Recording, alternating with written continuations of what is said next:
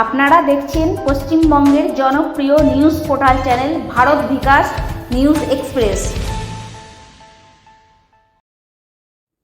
রাজ্য সরকারের department of লেবারের পক্ষ থেকে একদিনের জন্য একটি ওয়ার্কশপ ক্যাম্পের আয়োজন করা হয়। এই ওয়ার্কশপ ক্যাম্পের আয়োজনের মূল বিষয়টি হলো রাজ্যের মধ্য থেকে শিশু শ্রমিক প্রথার অবসান ঘটানো। এই নিয়ে আজ এই অনুষ্ঠানের আয়োজন। আজকের এই অনুষ্ঠানে অতিথিরা হলেন রাজ্যের আইন ও শ্রমমন্ত্রী শ্রী মলয় ঘটক, জেলাশাসক Shri Pannabalam IAS, Shri WC chairman Shri Parameshwar Khan, অতিরিক্ত জেলাশাসক শ্রী সঞ্জয় রায় এবং আসানসোল পুলিশ কমিশনারেটের এসিপি শ্রী অনিন্দ্য কুমার দে। উপস্থিত ছিলেন labour commissioner Javed Akhtar, Kingshuk Sinha joint labour commissioner, Manisha Bhattacharya joint labour commissioner সহ আরও অন্যান্য উচ্চপদস্থ আধিকারিকগণ। রাজ্য সরকার কী পদক্ষেপ করেছে এই শিশু শ্রমিক বিলুপ্তকরণে এবং মানুষ কিভাবে অভিযোগ জানাতে পারবে রাজ্য সরকারের অনলাইন পোর্টালে এবং আরও অন্যান্য গুরুত্বপূর্ণ বিষয়ে এই ওয়ার্কশপের মাধ্যমে আলোচনা করা হবে বলে জানা যাচ্ছে ডিপার্টমেন্ট অফ লেবারের পক্ষ থেকে। কাজে লাগিয়ে দেওয়া যায় তাহলে একটু রিসোর্সেস বাড়বে, ইনকাম বাড়বে। কিন্তু দেখা গেছে যে যারা অল্প বয়সে কাজ শুরু করে দেয় বা অল্প টাকা যদি রোজগারের জন্য শুরু করে, যখন বয়স বাড়ে তখন তার ইনকাম সেভাবে বাড়ে না। কিন্তু যদি একটা প্রপার টাইম পর্যন্ত তারা যদি শিক্ষা। নমস্কার। মঞ্চে উপবিষ্ট আছেন আমাদের পশ্চিম বর্ধমান জেলার মাননীয় জেলা শাসক CS পন্নাবলম IAS, আছেন আমাদের শ্রম কমিশনার শ্রী জাভেদ আখতার IAS এবং আমাদের দপ্তরের অন্যান্য অফিসাররা আছেন। আজকের যে অনুষ্ঠান, সেই অনুষ্ঠানের উপস্থিত সুধীবৃন্দ যারা আমার সামনে উপস্থিত আছেন। দেখুন, অনুষ্ঠানটা হয়তো খুব ছোট্ট মনে হচ্ছে, কিন্তু অনুষ্ঠানের গুরুত্বটা অনেক বড়। গুরুত্বটা বড় আমি এই কারণেই বলছি যে আমাদের একটা কথা প্রচলিত আছে যে বন্যরা বনে সুন্দর, শিশুরা মাতৃক পড়ে। এই শিশুদের যখন দিয়ে শ্রম করানো হয়, কাজ করানো হয়, তখন সেটা কতটা অমানবিক এটা কিন্তু আমাদেরকে প্রথমেই চিন্তা করতে হবে। আপনারা জানেন যে 14 বছরের নিচে কোনো শিশুকে কাজ করানো বেআইনি। একমাত্র পরিবারের সঙ্গে তিনি কাজ করতে পারেন, অথবা আরেকটা বোধহয় ছাড় আছে ফিল্ম ইন্ডাস্ট্রিতে। সেই ফিল্ম ইন্ডাস্ট্রিতে কিছু কিছু কাজের ক্ষেত্রে ছাড় আছে, বাকি কিন্তু কোনো ছাড় নেই। আগে ছিল যে কমপ্লেনটা সরকারি অফিসারকে করতে হতো, এখন কিন্তু কমপ্লেন করার জায়গাটা ওপেন টু অল হয়ে গেছে। অর্থাৎ যে কোনো মানুষ যে কোনো জায়গায় যদি দেখেন যে কোনো একজন শিশু যার বয়স 14 বছরের কম কাজ করছে, তিনি কিন্তু সঙ্গে সঙ্গে কমপ্লেন করতে পারেন। এবং এটা যতক্ষণ না কমপ্লেন হয়, যতক্ষণ না সরকারের নজরে আসে, যতক্ষণ না দায়িত্বপ্রাপ্ত দপ্তরের নজরে আসে, ততক্ষণ পর্যন্ত পদক্ষেপ দিতেও কিন্তু হয় দেরি হয়, কারণ যতক্ষণ আমরা জানতে পারি কিছু করা যায় না। এবং যারা দোষী, যারা এই অন্যায়গুলো করছেন, তাদের শাস্তিটা পেতেও দেরি হয়। তাই আমাদের যেটা কর্তব্য, মানুষ হিসাবে যেটা কর্তব্য, সেটা হচ্ছে এই ধরনের অন্যায় যারা করেন সেটা সঙ্গে সঙ্গে সরকারি দপ্তরে, থানা, প্রশাসন তাদের নজরে আনা, এবং নজরে আনলেই আমরা কিন্তু পদক্ষেপ নিতে পারব। আমি যেটুকু জানি যে আমাদের রাজ্যে শিশু শ্রমিক প্রায় নেই, মানে আমাদের ডিটেকশন প্রায় হয় না শিশু শ্রমিকের। একটা সময় ছিল, আজ থেকে 15 বছর, 20 বছর, 30 বছর আগে, যখন প্রচুর শিশু শ্রমিককে আমরা দেখতে পেতাম। তো আগে লেবার কমিশনার সাহেব বলছেন যে রাস্তা থামাতেও দেখা যেত ছোট ছোট বাচ্চারা বাসন ধুচ্ছে কিংবা খাবার থালা পৌঁছে দিচ্ছে।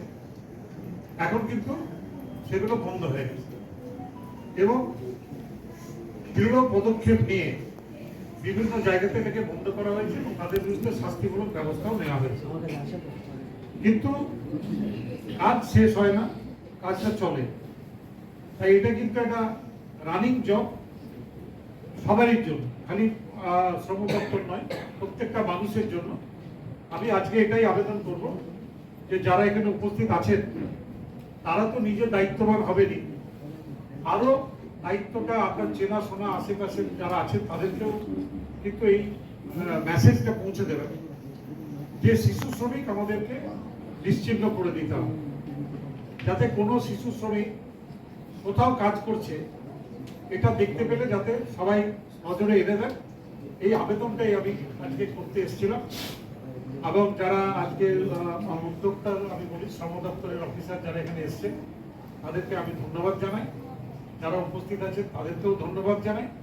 এবং আসানসোলে এই প্রোগ্রামটা করার একটা উদ্দেশ্য ছিল যে এই ধরনের প্রোগ্রাম খালি কলকাতাতেই হতো, সেগুলো কলকাতার বাইরে যদি আমরা বিভিন্ন জায়গায় করতে পারি সেই উদ্দেশ্য নিয়ে এটাকে আসানসোলে এবারে করা হয়েছে।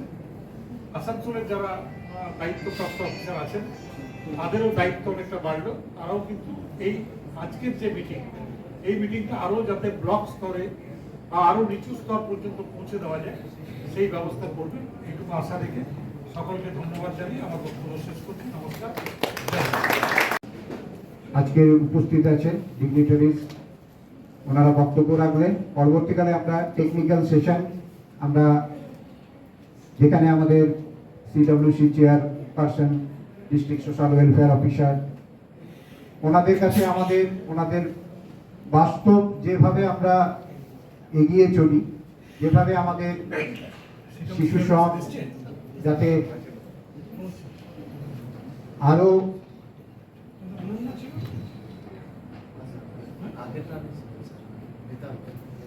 মাননীয় শ্রম এবং আইনমন্ত্রী পশ্চিমবঙ্গ সরকার শ্রীমতী একজন মহাশয়,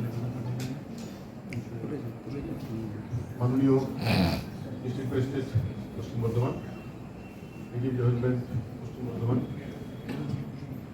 ডাইরেক্টর SLI এবং শ্রম দপ্তরের এবং আরও অন্যান্য দপ্তরের ওয়ান ডে ওয়ার্কশপ একটা ট্রেনিংয়ের যে ব্যবস্থা করা হয়েছে তার জন্য আমি ডাইরেক্টর SLI মহাশয় এবং শ্রম দপ্তরকে ধন্যবাদ জানাই।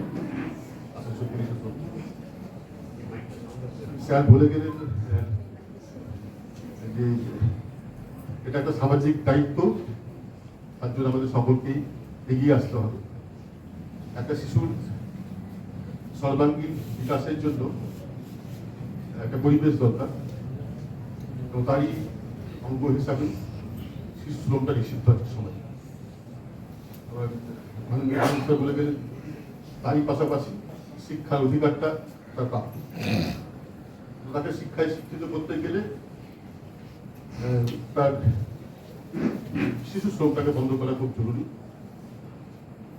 মন্ত্রী স্যার বলে গেলেন যে শিশুরা মাতৃ করেই সব থেকে ভালো লাগে, তাদেরকে জোর করে কাজ করাটা একটা সামাজিক অপরাধ।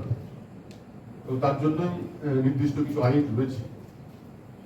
এই মুহূর্তে স্ট্যাটিস্টিক্স যেটা বলছে তাতে আমাদের সত্যি শিশু শ্রমিকের সংখ্যা কম হয়েছে, বাট পূর্বের কাছে তার মানে এই নয় যে নির্মূল হয়ে গেছে।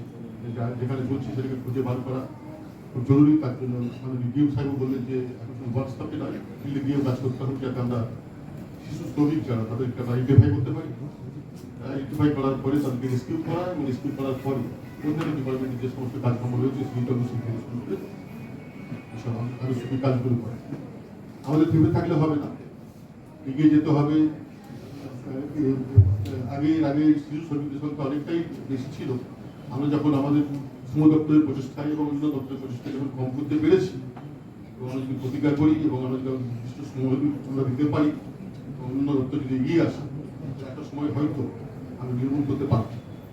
যেহেতু এটা একটা সর্বাঙ্গীন বিকাশ রয়েছে শিশুর ক্ষেত্রে, তার প্রয়োজন আমাদের সমাজ।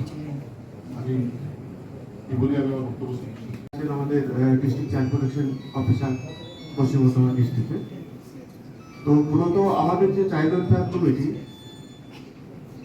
যে কাজগুলো করছে আর কি, আমাদের কাছে আমরা বাচ্চা শিশুর যে সমস্ত শিশুর ইমিডিয়েট নিড এবং কেয়ার প্রোটেকশন দরকার, সেই সব বাচ্চাগুলোকে আমাদের কাছে প্রোডাকশন করার পর আমরা তার রিহেবিলিটেশন কী হবে এবং বাচ্চাটা মেইন স্ট্রিমে কীভাবে ফিরবে, সেই চিন্তা ভাবনাগুলো বাচ্চার এবং গার্জেনের সাথে কথা বলে আমরা এটাকে ডিসাইড করে একটা এস্টাবলিশ করছি।